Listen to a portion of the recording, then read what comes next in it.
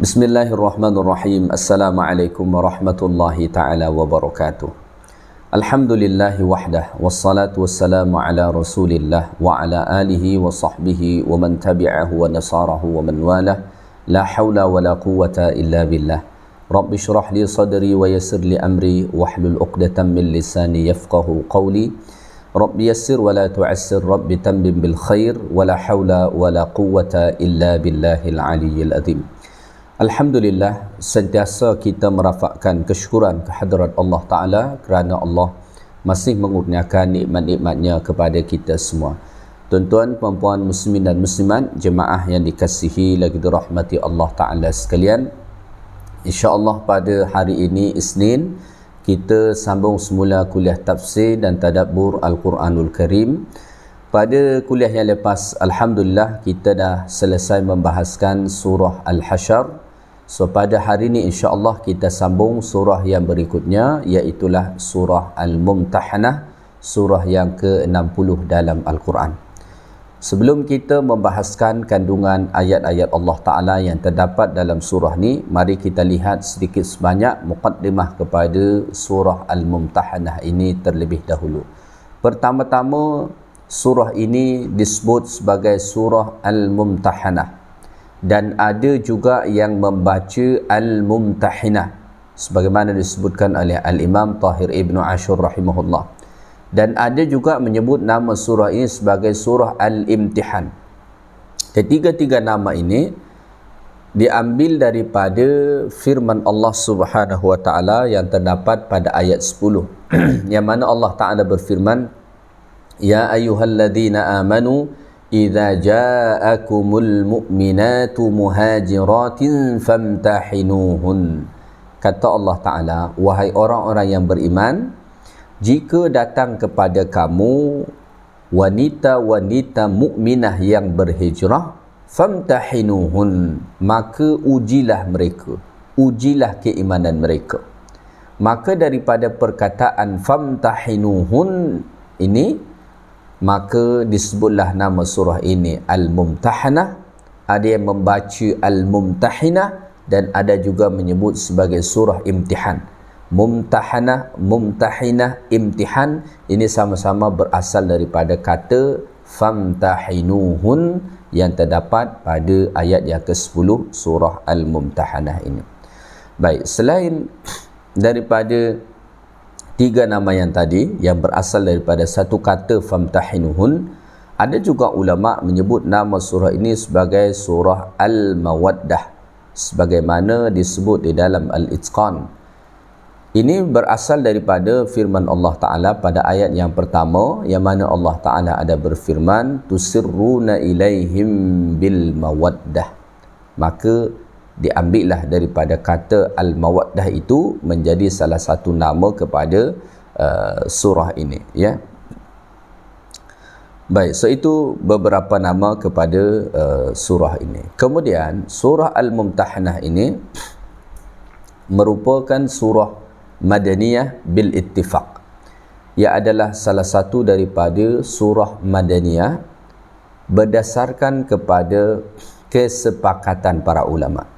Jadi dalam menentukan surah Al-Mumtahanah ini sebagai surah Madaniyah, para ulama tidak ada berbeza pendapat. Semua memang mengatakan bahawa surah ini adalah surah Madaniyah. Artinya surah ini diturunkan kepada Nabi kita sallallahu alaihi wasallam selepas baginda alaihi salatu wasallam hijrah ke Madinah, ya. Kalau kita melihat di dalam Al-Quran, surah Al-Mumtahanah ni ialah surah yang ke-60. Tetapi menurut Jabir bin Zaid, surah ini merupakan surah yang ke-92 diturunkan kepada Nabi kita sallallahu alaihi wasallam. Nazalat ba'da surati Al-Uqud wa qabla surati An-Nisa. Surah ini diturunkan Allah Subhanahu wa taala sebelum surah Al-Maidah, selepas surah Al-Maidah dan sebelum suratu An-Nisa. Ini kalau ditinjau daripada sisi penurunan surah ini kepada Nabi kita sallallahu alaihi wasallam, ya, maka surah Al-Mumtahanah ni ia turun selepas surah Al-Uqud. Surah Al-Uqud ni maksudnya ialah surah Al-Maidah, ya. Kerana pada ayat yang pertama surah Al-Maidah tu Allah Taala mengatakan ya ayyuhalladzina amanu aufu bil uqud, ya. Maka surah Al-Maidah itu pula disebut sebagai surah Al-Uqud wa qabla surati An-Nisa, dan sebelum surah An-Nisa.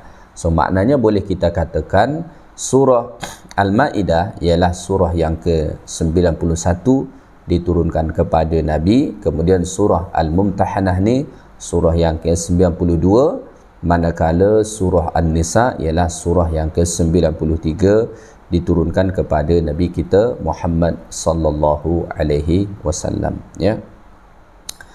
Baik, kemudian jumlah ayat dalam surah ini tidaklah banyak, hanya ada sebanyak 13 ayat sahaja, ya. Dan ini disepakati ulama-ulama yang menghitung, kerana kadang-kadang apabila kita membaca perbahasan para ulama tentang berapa jumlah ayat dalam satu surah, kadang-kadang ada perbezaan pendapat. Tetapi dalam surah Al-Mumtahanah ni, semua para ulama yang menghitung berapa ayat dalam surah Al-Mumtahanah ni semua bersepakat bahawa jumlah ayat dalam surah ini ada sebanyak 13 ayat sahaja.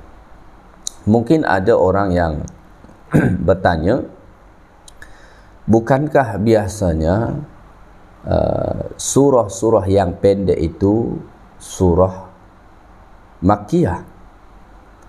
Betul. Salah satu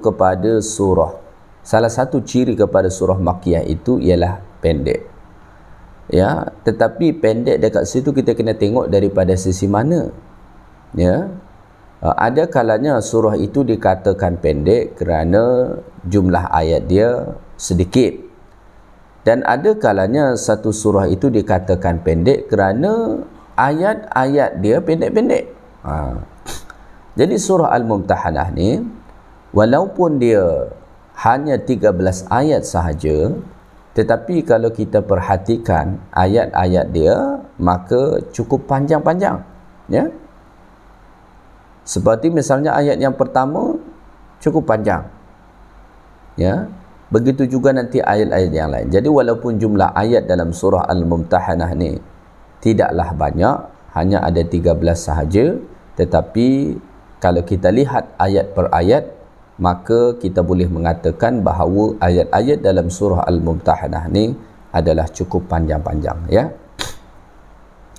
Baik, sebelum kita membahaskan ayat-ayat Allah Ta'ala dalam surah Al-Mumtahanah ni, kita perlu untuk melihat dahulu kandungan secara am dalam suratu Al-Mumtahanah ni, ya.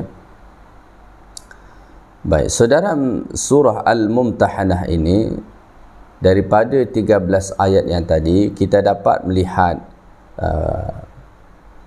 beberapa kandungan dia secara am, ya.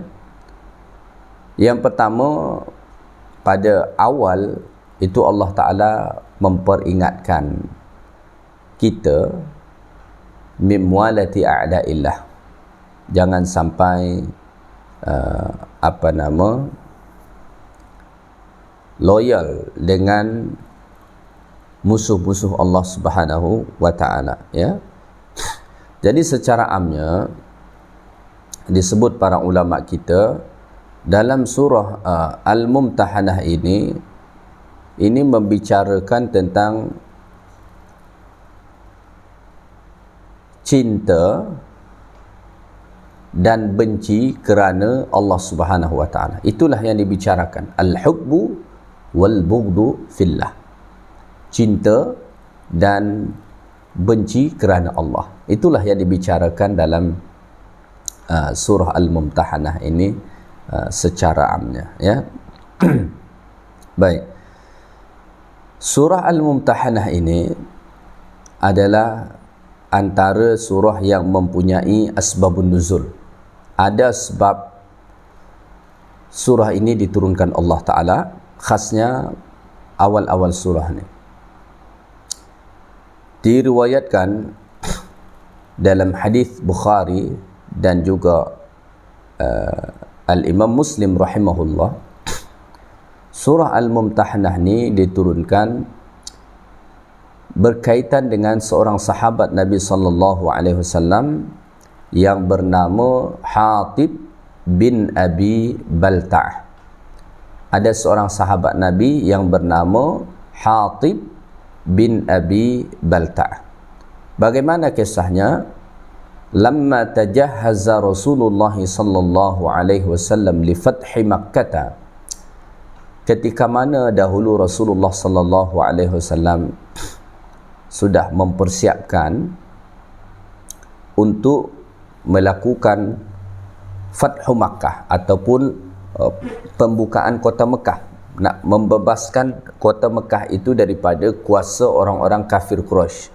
Kerana dahulu orang-orang kafir Quraisy mengingkari perjanjian Hudaibiyah. Jadi ada satu perjanjian Hudaibiyah dahulu antara kaum mukminin dengan orang-orang musyrik, tetapi perjanjian itu diingkari oleh orang-orang musyrik. Akhirnya Nabi kita sallallahu alaihi wasallam ingin datang untuk menaklukkan kota Mekah, ya, mengambil kuasa Mekah itu daripada orang-orang musyrik.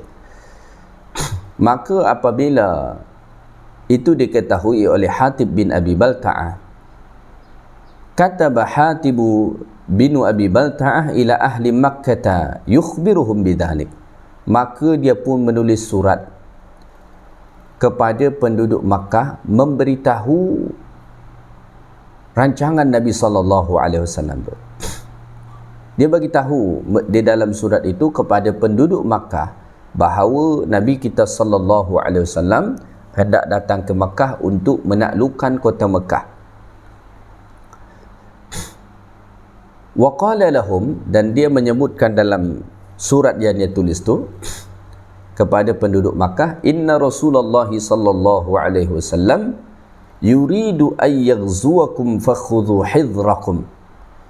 Disebut dalam surat itu sesungguhnya Rasulullah sallallahu alaihi wasallam hendak memerangi kamu, maka berhati-hatilah kamu. Thumma arsala al-kitaba ma'a dha'iyah ay imra'atin musafirah. Kemudian Hatib bin Abi Balta'ah pun kirimlah surat ini melalui seorang wanita musyrikah, seorang wanita yang musyrik yang hendak pergi menuju kota Mekah. Dia bagi surat ini kepada seorang wanita musyrikah untuk nanti diserahkan kepada penduduk kota Mekah. Tetapi Nabi SAW dapat mengetahui apa yang dilakukan oleh Hatib bin Abi Balta'ah. Melalui apa Nabi SAW tahu? Melalui wahyu daripada Allah. Maka fanazzala al-wahyu ala Rasulillah yukhbiruhu bidzalik. Maka turunlah malaikat membawa wahyu kepada Nabi SAW memberitahu apa yang telah dilakukan oleh Hatib bin Abi Balta'ah tadi. Seoleh kerana itu Nabi pun faba'atha Rasulullah SAW aliyan, maka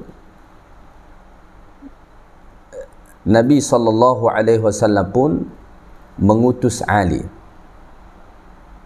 waz-Zubair dan Zubair, wal Miqdad dan Miqdad. Nabi pun mengutus 3 orang sahabat, pertama Ali, yang kedua Zubair dan yang ketiga Miqdad, ya. Kemudian Nabi kata kepada mereka, intaliqu hatta ta'tau raudata khah. Kata Nabi, pergilah kalian sehinggakan sampai ke satu tempat yang bernama Raudah Khah. Raudah Khah ini adalah satu tempat ala ba'di qalilin minal Madinah, satu kawasan yang tidak begitu jauh selepas Madinah menuju kota Mekah. Nabi bagi tahu kepada para sahabat ni, pergilah kamu ke Raudah Khah, ya. Lalu kata Nabi SAW, kerana di sana ada seorang wanita musafir, wanita musyrikah yang musafir, ma'aha kitabun, ada surat yang dia bawa. Fakhudhuhu minha fa'tuni bihi. Kata Nabi, ambil surat tu daripada wanita tersebut dan bawa balik kepadaku. Lalu kata Ali bin Abi Talib dan sahabat yang menceritakan kisah ini, fakharajna hatta ataina ar-rawdah. So kami pun pergilah bertolak daripada Madinah sehinggalah sampai ke kawasan yang Nabi sebut tadi, Rawdata Khah itu. Fa idza nahnu bid'iyah, maka sampai di tempat tersebut mereka pun berjumpa dengan seorang wanita musafir yang Nabi sebut tu. Ya, Masya Allah, ini salah satu mukjizat, kelebihan yang Allah Ta'ala beri kepada Nabi kita sallallahu alaihi wasallam.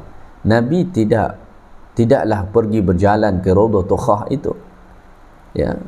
Nabi tidak melihat dia secara langsung, tetapi Nabi dapat tahu bahawa wanita itu sedang berada di tempat tersebut membawa surat Hatib bin Abi Balta'ah kepada penduduk kota Mekah. Kenapa Nabi sallallahu alaihi wasallam boleh tahu ini? Kerana mendapatkan wahyu daripada Allah Ta'ala. Ada wahyu yang Allah Ta'ala beri kepada Nabi kita SAW sehingga akan mengetahui secara pasti.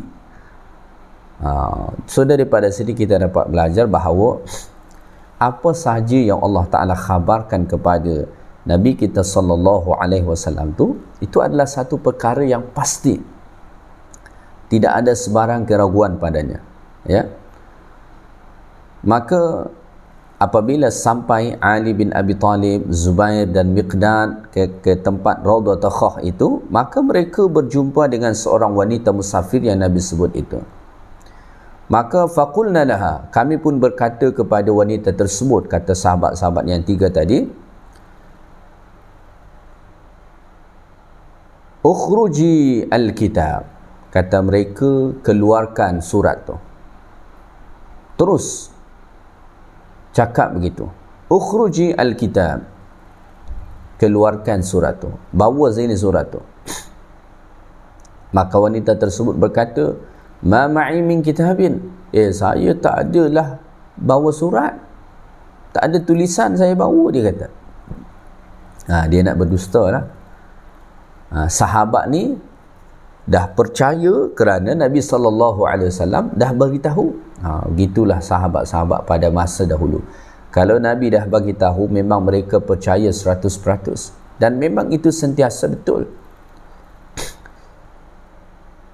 Mereka tidak ada basa-basi nak bercakap, salam dulu, tanya nak pergi mana, tak ada. Terus cakap, ukhruji al-kitab, keluarkan surat. Wanita tu kata, ma ma'i fihi, ma ma'i min kitabin, saya tak ada surat saya bawa, dia kata. Lalu kemudian sahabat-sahabat Nabi SAW tu pun berkata, ya, kata mereka, kamu keluarkan tak kitab tersebut, ya, keluarkan kitab tersebut atau kami akan tanggalkan pakaian engkau, kata para sahabat-sahabat Nabi SAW tersebut. Jadi mereka mengancam wanita tersebut kerana wanita ini dia tidak mahu untuk mengeluarkan surat tadi, ya, dia enggan daripada mengeluarkannya, maka dipaksa oleh para sahabat-sahabat tu. Akhirnya fa akhrajathu min iqasiha, akhirnya dia pun keluarkan dari iqasiha. Iqasiha ni maksudnya ialah dhafair sya'riha, dia keluarkan daripada pintalan rambut dia. Jadi ada rambut perempuan ni dengan dipintal, didandan dengan dia. Ternyata dekat situlah dia simpan surat Hatib bin Abi Balta'ah. So dia ambil daripada situ, dia keluarkan.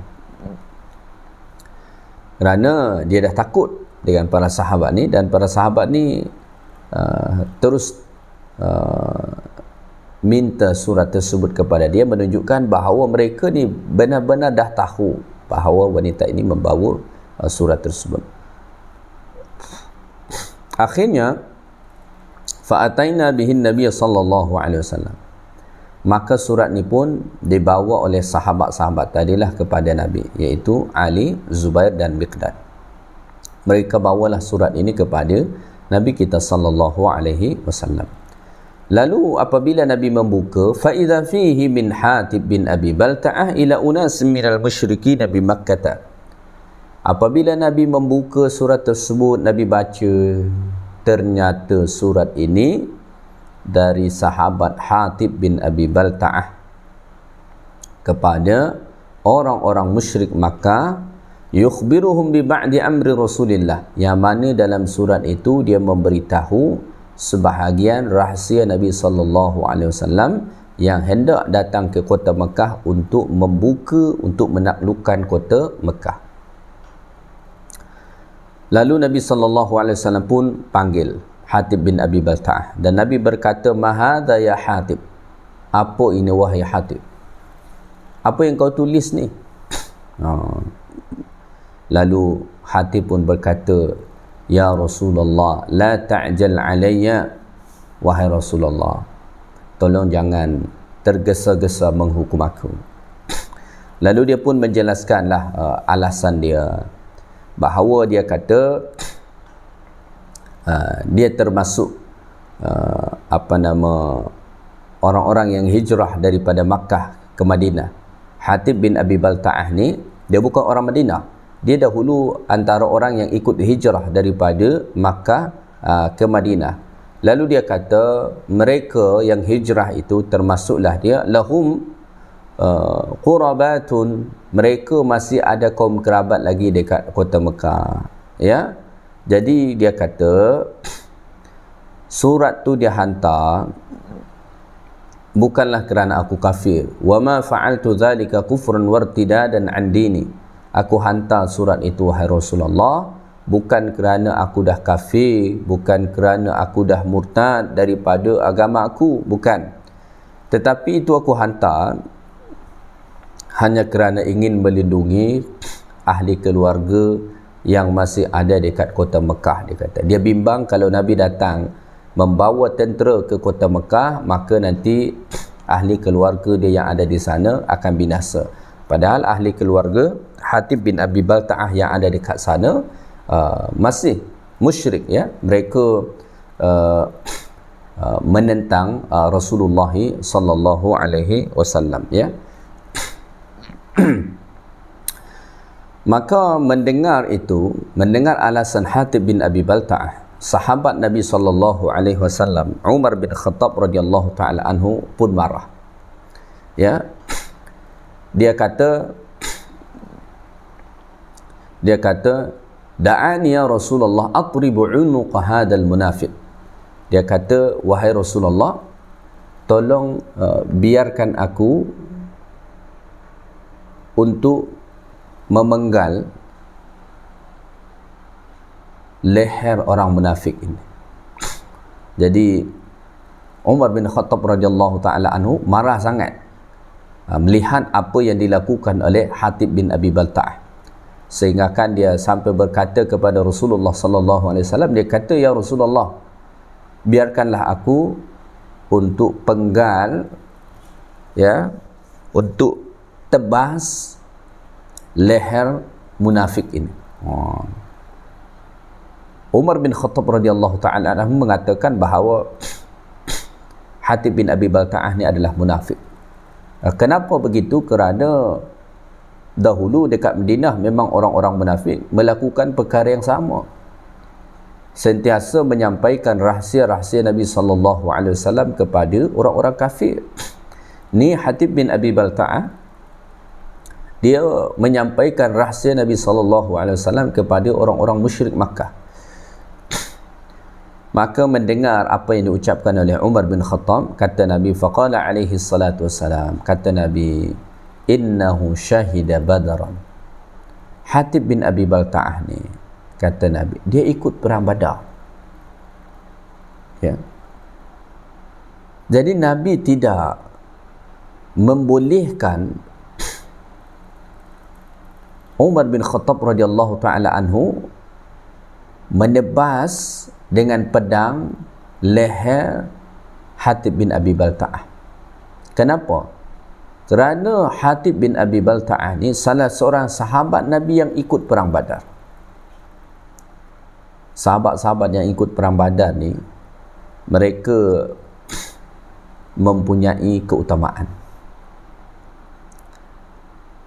Mereka mempunyai kelebihan berbanding sahabat-sahabat yang lain. Kenapa demikian? Kerana sebagaimana kita ketahui, peperangan Badar ni ialah peperangan yang kali pertama dalam Islam. Peperangan yang membuktikan yang hak dan menyatakan mana yang batil. Liyuhiqqal haqqa wa yubtilal batil. Untuk menyatakan mana yang hak dan menyatakan mana yang batil. Maka sahabat-sahabat Nabi yang ikut dalam peperangan Badar yang berjumlah lebih kurang dalam 300 orang tu, mereka adalah orang-orang yang mendapatkan keutamaan daripada Rasulullah sallallahu alaihi wasallam. Innahu syahida badran, kata Nabi, dia ni ikut perang Badar. Ya. Wa ma yudrika la'alla Allah tala ala ahli Badr. Dan Allah Ta'ala itu ada memberikan keutamaan kepada ahli Badr. Faqala, Nabi berkata, i'malu ma syi'tum faqad ghafartu lakum. Allah Ta'ala berkata kepada ahli Badar, i'malu ma syi'tum, lakukanlah apa yang ingin kamu lakukan, faqad ghafartu lakum, sesungguhnya aku telah pun ampunkan kamu. Ya. Maka Nabi SAW memaafkan Hatib bin Abi Balta'ah. Ya. Inilah salah satu qudwah, contoh yang luar biasa yang boleh diambil daripada Rasulullah SAW.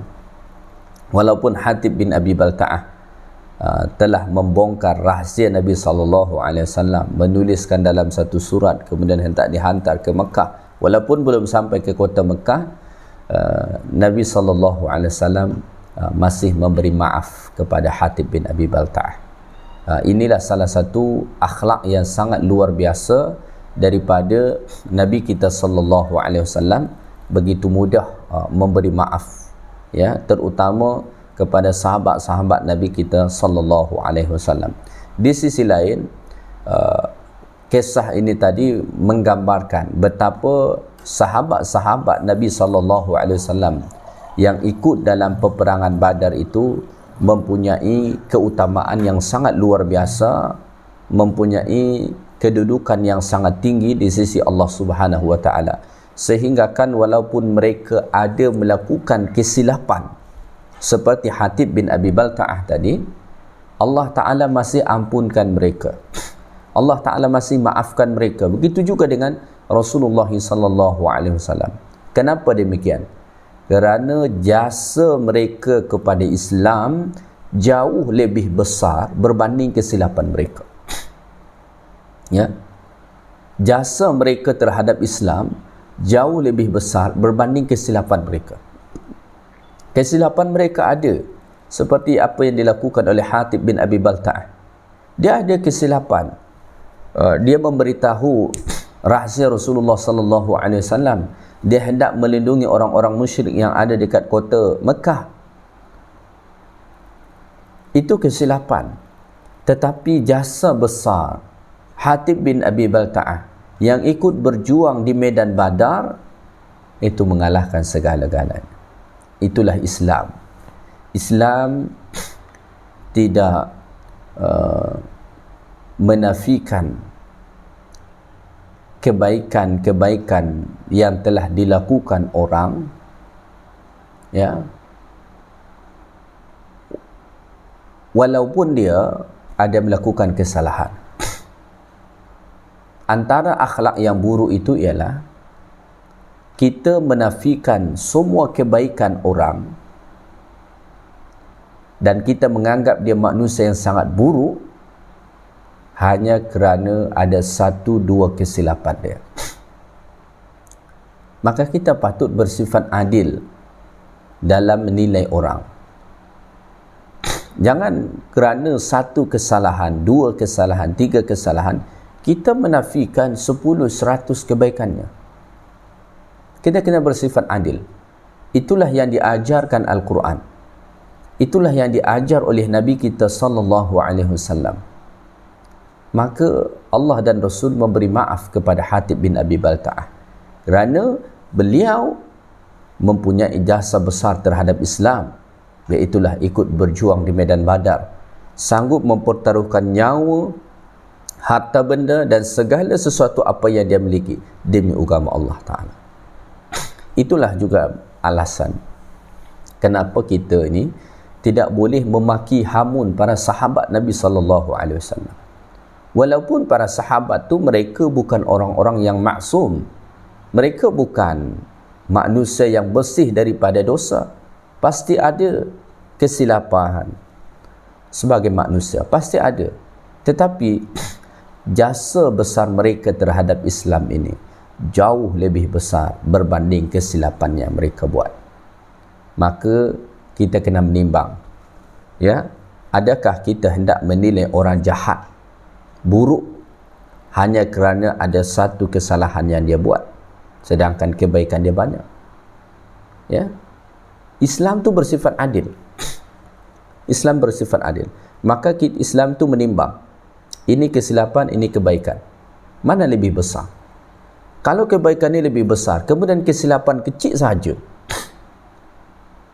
maka kesilapan ini boleh dimaafkan.